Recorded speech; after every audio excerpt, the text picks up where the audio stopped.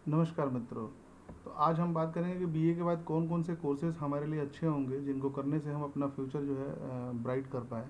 तो बहुत सारे कोर्सेज हमारे पास हैं जिनको करके हम जो है बीए के बाद एक अच्छे आयाम पे अपने करियर को ले जा सकते हैं। अब देखिए, इसमें हम बात करेंगे, दो तरह के स्टूडेंट होते हैं बीए करने वाले। एक तो वो होते हैं जिनका गोल बिल्कुल सेट होता है, उनको किसी प्रकार का कोई वो नहीं होता है, उनको पता है कि भैया मैं बीए करूँगा, उसके बाद मुझे सिविल सर्विसेज की तैयारी करनी है, या फिर मुझे एमए करना है, उसके बाद मुझे प्रोफेसर बनना है, या फिर मुझे बीएड करना है, मुझे माध्यमिक का टीचर बनना है। ये उनका बिल्कुल गोल सेट है।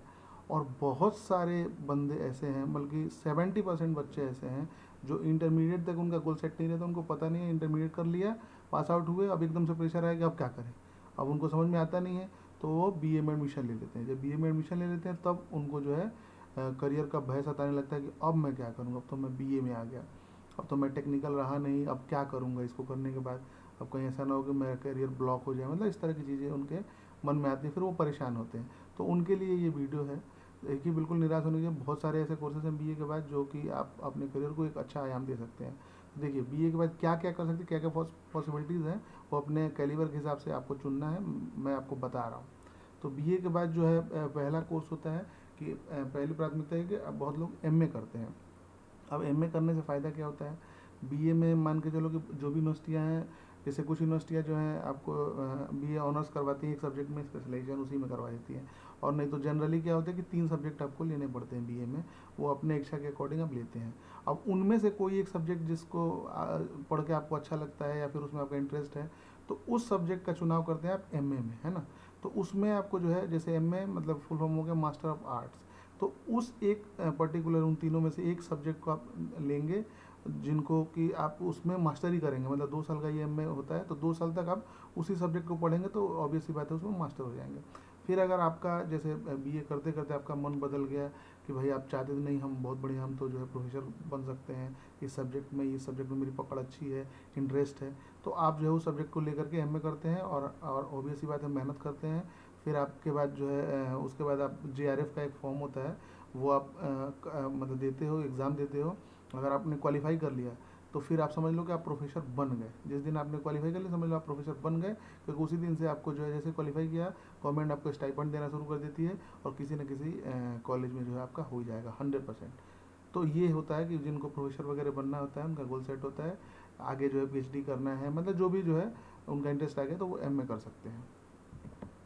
दूसरा, आप जो है बीएड कर सकते हैं। जैसे किसी को है कि भाई हमको टीचर बनना है माध्यमिक या वरिष्ठ माध्यमिक में, तो उनके लिए है कि भाई बीएड बहुत सी यूनिवर्सिटियाँ करवाती हैं। उसमें होता है कि भाई बीए में जो है आपको इतना मार्क्स लाना पड़ता है। जैसे किसी किसी यूनिवर्सिटी में 45% पे बीएड कर लेते हो अगर आपका बीए में है तो, या फिर किसी किसी में 50% मांगता है कि 50% मार्क्स होने चाहिए बीए में, किसी किसी में 60 भी मांगता है। तो अलग अलग यूनिवर्सिटी के हिसाब से आपका वो क्राइटेरिया वेरी करता है। तो ये है कि बीए में आप अच्छा मार्क्स लाएंगे तो आपको अच्छी यूनिवर्सिटी से भी बीएड कर सकते हैं। और जैसे ही आप बीएड कर लेते हो तो आप एलिजिबल हो जाते हैं, मतलब जैसे ये टीचर ट्रेनिंग का कोर्स ही एक तरह से। तो लगभग हर राज्य में जो है किसी भी माध्यमिक या वरिष्ठ माध्यमिक में आपको मतलब टीचर बनना है तो आपको बीएड कंपलसरी अनिवार्य है। बीएड होंगे तभी हो पाएंगे। बहुत सारे प्राइवेट जो स्कूल हैं आजकल, बढ़िया बढ़िया जो स्कूल हैं अच्छे अच्छे शहरों में, तो वहाँ पर भी कंपलसरी कर दिया है कि आपको बीएड होना चाहिए, है ना। तो ये बीएड एक हो गया, ये भी बहुत ही अच्छी अपॉर्चुनिटी है बीए के बाद। तीसरा जो है एलएलबी की अपन बात कर लेते हैं। एलएलबी का फुल में होता है बैचलर ऑफ लॉज। तो जैसे वकील वगैरह जो बनते हैं वो होता है ये एलएलबी। तो एलएलबी में क्या होता है कि बहुत सारी यूनिवर्सिटियाँ होती हैं जो आफ्टर 12th आपको जो है एडमिशन दे देती हैं बहुत सारी जगह पे।